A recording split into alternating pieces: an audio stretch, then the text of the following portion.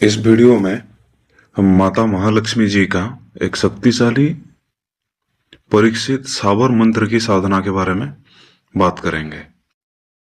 यह साधना धन प्राप्ति हेतु होती है। धन प्राप्ति की यह साधना होती है। इसका मुख्य काम होता है धन चारों ओर से रास्ता खुलना, धन का बंधन हटाना, व्यापार बढ़ाना।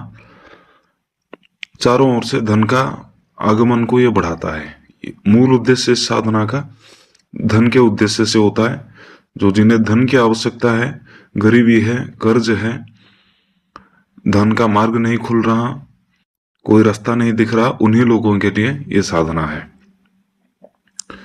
हालांकि कोई भी इस साधना को कर सकता है। जो भी करेगा इसका लाभ वही रहेगा कि उसे और धनवान बनाएगा। ये जो साधना है, इसका अगर कोई भी व्यक्ति नित्य 2 माला जाप से आरंभ करता है, नित्य दो माला जाप करता है, तो दरिद्रता निश्चित रूप से दूर हो जाती है। धन आने के हर प्रकार से मार्ग बनते ही रहते हैं। साथ ही साथ मां महालक्ष्मी जी की कृपा हमेशा साधक के ऊपर बना रहता है। यह एक परीक्षित साधना है। मेरे गुरु को यह साधना उनके गुरु से प्राप्त हुआ था। उन्होंने कई बार उनके सानिध्य में इस साधना को किया और आज तक उन्होंने कई बार अकेले भी इस साधना को किया और फिर इस साधना को मुझे भी प्रदान किए, जो कि मैं आप लोगों को दे रहा हूं। इसमें आपको माता महालक्ष्मी जी का एक कमल पे विराजित तस्वीर चाहिए। इस तस्वीर को ही पूजा देना है, स्थान देना है। वैसे तो लक्ष्मी जी का 3 तरीके के तस्वीर आते हैं। एक तो कमल पे विराजित, एक तो हाथी के साथ, एक फिर उल्लू के साथ। तो ये जो साधना है, इसमें हम सात्विक लक्ष्मी जी का पूजा करते हैं, जो कि कमल पे विराजित होती हैं। तामसिक या फिर राजसिक लक्ष्मी का इसमें पूजा नहीं होता। ये साधना एक सात्विक साधना है। मंत्र इसमें साबर मंत्र रहता है और काफी प्रभावशाली और परीक्षित साधना है। इसमें लक्ष्मी माता का तस्वीर के साथ साथ साधक अगर श्री यंत्र का भी पूजा देता है स्थापना करके, तो इसका परिणाम कई गुना बढ़ जाता है।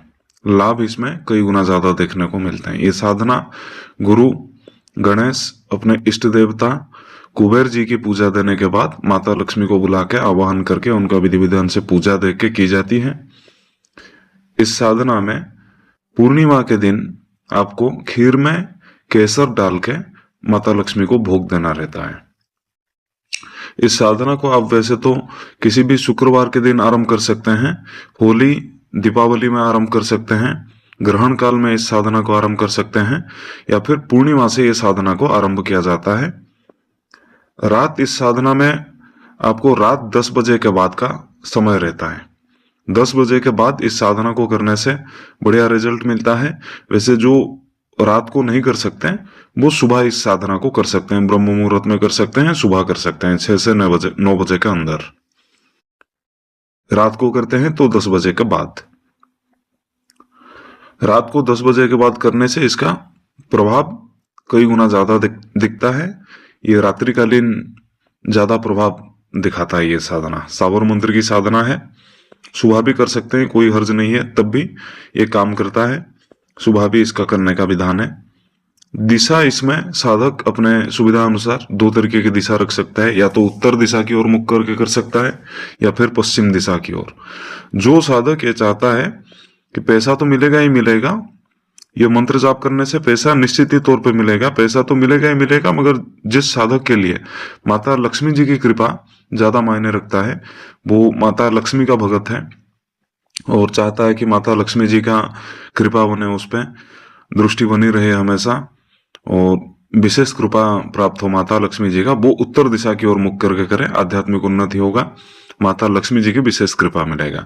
जिसको धन की ज्यादा परेशानी है, ज्यादा जिसको धन की आवश्यकता है, तो पश्चिम दिशा की ओर वो मुख करके साधना करें। पश्चिम दिशा की ओर मुख करके साधना करने से तीव्र रूप से ये धन प्रदान करता है।